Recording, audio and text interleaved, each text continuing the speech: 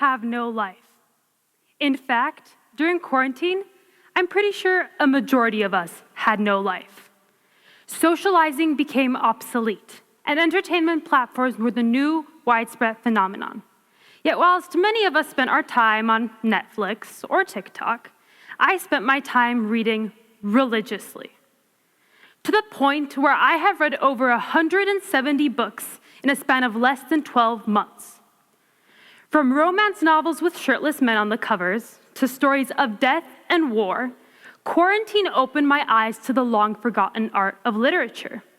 It made me aware just how the population of readers in my grade and my generation is slowly dwindling. To give you some context on our dwindling numbers, according to the Pacific Standard, in 1970, approximately 70% of the population were readers. In 2020, however, this number decreased to a stunning 12%. A lot of this we can probably attribute to online entertainment platforms and the internet. But I do believe a huge part of this has to do with assumptions about reading.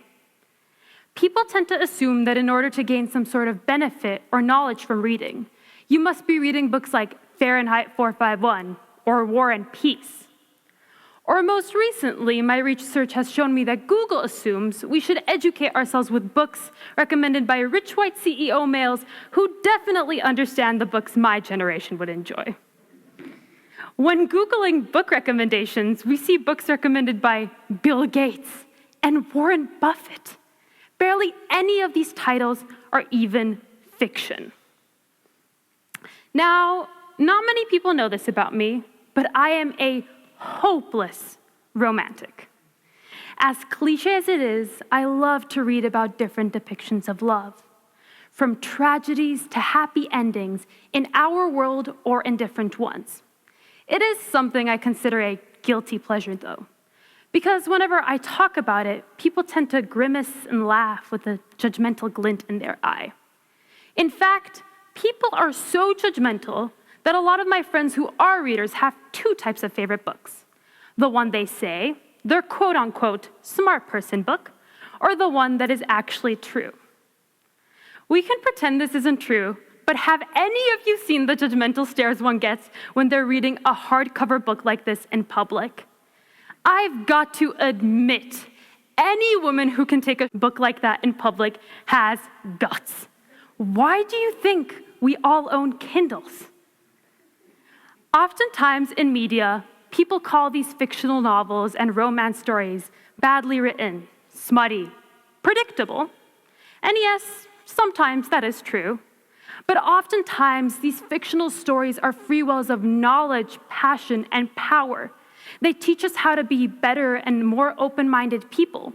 So instead of judging others for their book choices, one should learn from them.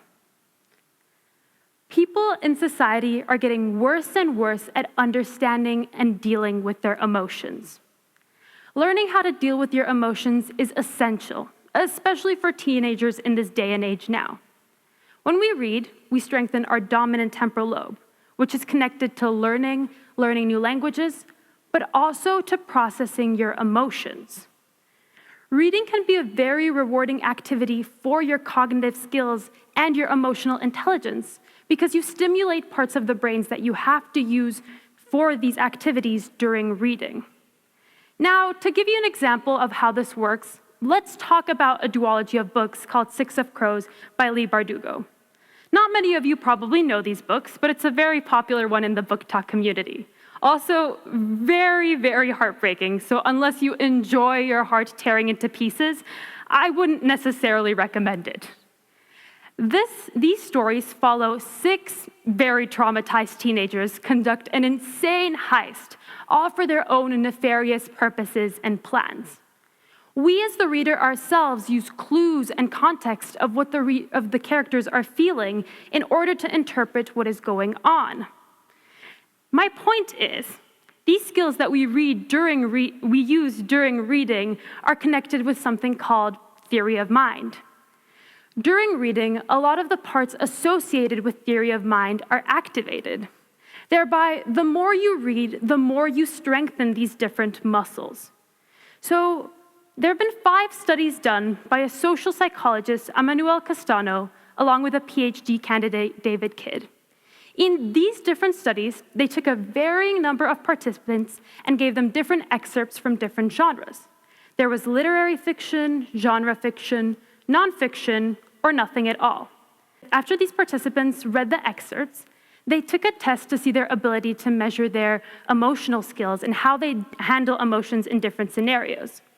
There was a significant difference between literary fiction readers and genre fiction readers. Those who read literary fiction readers were a lot better at understanding which emotions were at play and how to deal with these emotions, showing that the more you read, the more you understand which emotions are at play, improving your empathy, because you get to immerse yourself into these different novels and understand what the characters are going through. Empathy isn't the only social skill you sharpen through reading. You can also make yourself into a more perceptive person. I'm not saying that books are going to bring world peace or end systematic racism. However, studies done by Keith Oakley, a cognitive psychologist, have shown that books can make us more open-minded. This is because a lot of books are rooted in concepts of humanity. Concepts such as kindness, equality, and freedom are in tales all the way from Cinderella to the Hunger Games. Even though these worlds are so far out of reach from the world we're living in right now, these concepts are relatable to us. Books do a lot of things for us. They let us experience different perspectives in a safe and distanced way.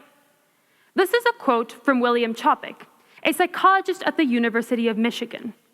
A quote that is demonstrative of the way that fictional stories let us experience new perspectives as if it were a playground. As a reader, sometimes you can immerse yourself so deeply into a book that you forget about the world around you. You start thinking of the characters' thoughts and emotions as your own, to the point where you're yelling at that dumb protagonist to not run in the direction of agonizing screams. Side note, is self-preservation not a concept in any fictional novel? When these characters are in danger, our heart starts to race. We might even gasp, but we read with the luxury of knowing that none of this is happening to us. We don't wet ourselves with terror or jump out of windows to escape man-eating monsters. Books let us acknowledge emotions that we never truly acknowledge otherwise in this world. They let us see perspectives and other people's emotions in a way that we can't understand unless we hear other people's thoughts. In my ideal reality, I would have converted you all to book-loving nerds who increase the reading percentage at least slightly. But from time to time, I can be some sort of a realist. I understand for some people, books will always be boring. And I get that. But for those of you who understand the passion and love one has for reading, don't ever feel the need to be discouraged just because your book isn't the height of literature. The next time you feel guilty for reading a Twilight book, the newest installment in the ACOTAR series, or constantly, and I mean constantly, daydreaming about Honeydew, remember just how beneficial one more book is. And it's not just beneficial to you, but to society in general, because books can make us into better people. They're fictional free wells of knowledge, passion, and beyond that, power. My tip for all of us is to never underestimate it. George R. R. Martin once stated, "A reader lives 1,000 lives before he dies. A man who never reads lives only once."